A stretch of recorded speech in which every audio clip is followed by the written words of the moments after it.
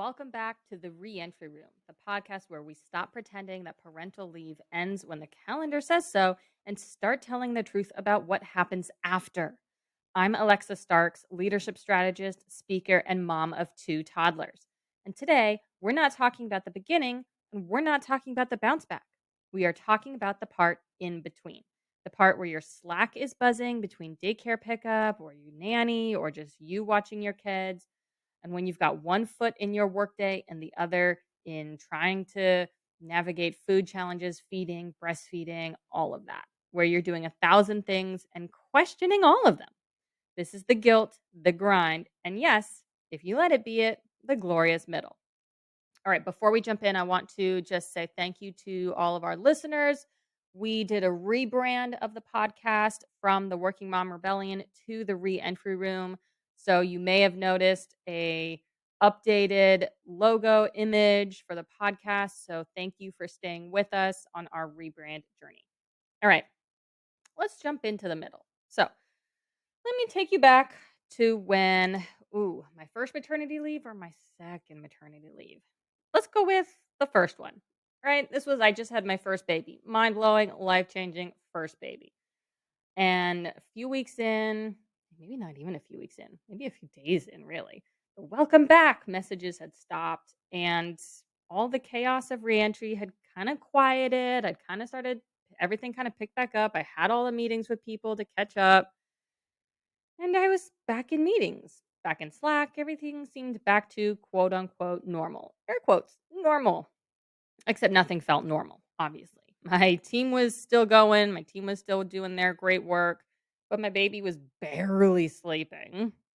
I was still breastfeeding, God, every like 2.5, 3 hours. I was breastfeeding again, and I'd be trying to breastfeed during calls and just be on mute and video off and then speak up when I had to.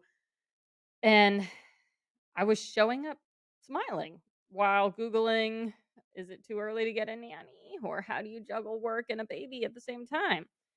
And inside, I kept thinking to myself, like, should I have this figured out by now? Why do I still feel like I'm barely hanging on? Like, why does this feel so hard? Everyone else seems to be fine. What's so wrong with me? I was in the middle. Oop. I was I was in the middle. I was still fairly new, but not seasoned. I wasn't really drowning, but I certainly wasn't thriving. I was just in the middle of it, in the thick of it. So, let's talk about what the middle really is, cuz the middle is probably honestly the harder, more perseverance driven parts of early motherhood, especially because definitely the beginning is hard. But once you get back to work and you kind of find your routines with your baby, they start sleeping a little bit more, and you adjust back to kind of a semi work life balance. You're in this middle where obviously maybe you're still breastfeeding or your baby's still eating all the time, you're still doing a lot of things and you're just kind of stuck. And so what people aren't telling you about this phase is this middle, it's not a failure and it's not that it's hard, it's formation and transformation. This is a lot of the part where your identity is taking shape and where your leadership and brain is getting rewired, where your values are being stress tested in real time. What's really important, how you set your boundaries, where you're setting your boundaries, all these things are really important. And this is where it starts to settle in, right? You've gone back to work for a few weeks now, and now everything's starting to take place. But it's not dramatic. It's not like like you gave birth. That was way more dramatic. And you're not resigning. This isn't shiny. This middle part often goes invisible, and that means the support often disappears. The praise fades. No one's talking about your baby anymore. The expectations go back to normal. They pile back up because everyone assumes that you're back and that you're back to normal and doing what you were doing, but you're in the middle of rebuilding yourself. So let's talk about the invisible pressure of air quotes, quote unquote, should. Let's talk about one of the biggest stressors in this middle phase, the word should. I should be back to full speed, or I should want to do more, or I should be grateful to even have a job. I should be grateful to XYZ. And so here's the reframe I want you to do. Should is usually a symptom of a system that you didn't build and is trying to shape you rather than you shape it or you shape yourself. So ask yourself, who benefits from me believing this should? And what would happen if I dropped the should and just told the truth? If you're tired, it's okay to be tired. You don't have to say, "Oh, I should be back up to full speed." Says who? You just had a baby. You're rebuilding your identity. You're a whole new person and you have a whole new person to take care of. So if you're tired, you're not lazy, you're maxed out. You don't have to still believe the, "Oh, I should be back to normal. I should have full energy. I should be able to do work and take care of baby." That's the system trying to shape you. And if you're overwhelmed, you're not weak, you're just overextended. You're trying to do too much. You need a ramp up. You need a proper reentry ramp up plan. And if you feel like something's not working, maybe it's not you, it's the system trying to force you back to what you were doing before, except you're not the same you that you were before pre baby. You're a whole new person. So, another trap in the middle is expecting yourself to perform at pre-baby pace, but with post-baby bandwidth. Ooh, that's a good one. This is a really good one because I did this a lot. I did this where I thought, why shouldn't I be doing what I could do before? Why can't I take on the same amount of work? And it was because I had no energy for it. Your capacity has changed, and that's not a flaw. That's a fact, and that's okay. You are now mom and employee, or mom and manager and leader, and all these things. But you now have this huge other responsibility. So you have a lot more going on. But just because your capacity has changed doesn't mean that your ambition has disappeared. It just means that the way you execute has to evolve. So, this is where you can start delegating things more so that you can take on more capacity. You can have more bandwidth by freeing up some of that space. Instead of trying to do everything yourself, pass off some of it to your team or outsource, hire somebody. This is where you can start protecting your time with intention, set boundaries like during this time block and this time block, I'm breastfeeding. I don't schedule meetings during this time. Or I pick up my kid and I'm with my baby from this time to this time. So and then saying not now to what doesn't align. If you can't take on a project right now or can't take on more work on your plate, you can say, I don't have the bandwidth for this. Can we look at scheduling this out for next week or the following month or whatever it is?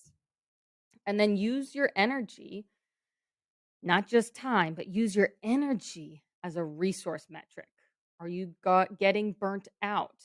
Do you feel exhausted, overstimulated, stressed? That's your energy telling you these things. Protect your energy. If you start to feel those things, overwhelmed, burnt out, that's a signal from your body to slow down. You don't have as much bandwidth. You need to start offloading other stuff if you want to take on more stuff. You're not less of a leader, you're just a different one. You have to lead with more precision, not just productivity. Be more precise about what you're doing.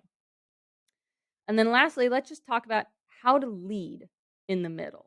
So this is strategy. If you're in this middle phase, and I kind of think I'm in this middle phase too. You know, my son is 2.5, my daughter is 1. And I think this feels kind of middle-ish. um But it's definitely more middle when I, first came back from maternity leave and the my babies were a couple months old.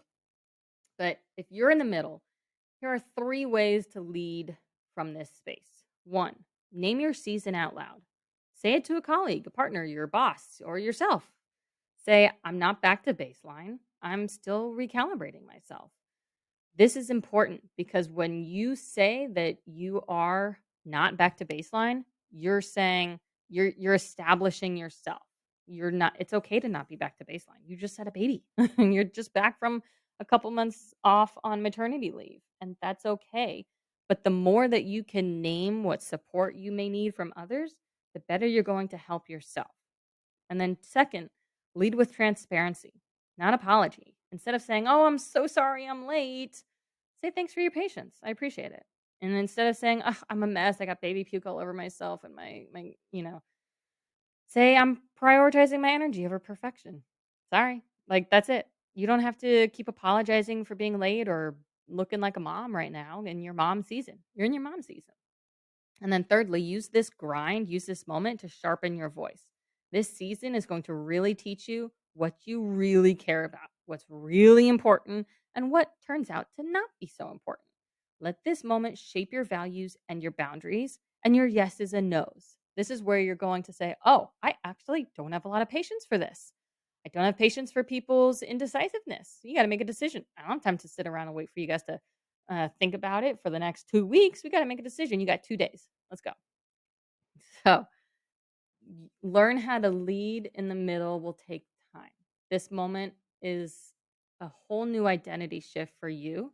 And it's just a phase, it's just a season, but it's a long season of the middle. And you don't need to figure it all out right now. You're allowed to be in progress. And in this process, in this middle, this part, this glorious, messy, underestimated, invisible, often overlooked part, is where resilience is built. This part can take a long time. And until you're on the other end of it, you often won't even recognize that you're in the middle of it. And that's okay. This is where your self trust is going to grow. This is where your next level begins. This isn't the intermission, it's just your story. It's just you building yourself. All right. If this episode named something that you've been feeling but couldn't quite explain, please share it so that another mama who's maybe also stuck in the grind and blaming herself can also share in this as well. And if you're in the middle, I want you to know this: you're not behind, you're certainly not broken, you're not doing it wrong.